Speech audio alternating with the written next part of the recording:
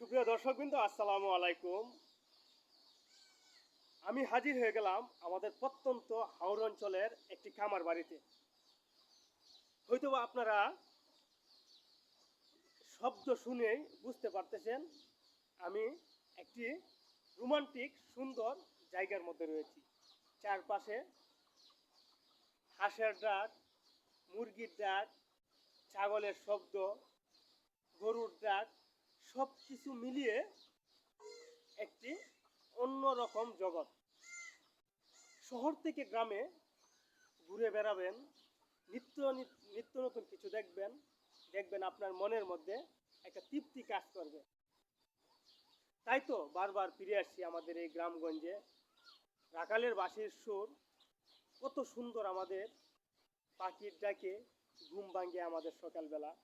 আমি যদি হতাম কবি তাহলে লিখিতাম কাব্য, আমি যদি হতাম রবীন্দ্রনাথ লিখিতাম গ্রাম বাংলার কথা, আমি যদি হতাম জসিমউদ্দিন তুলে ধরতাম পল্লী মানুষের জীবনযাত্রা।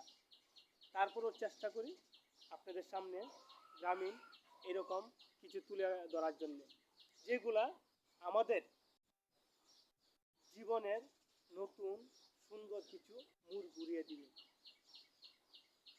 আসলে শহরে থাকতে থাকতে জীবন একটি ডিপ্রেশন মতন হয়ে গেল।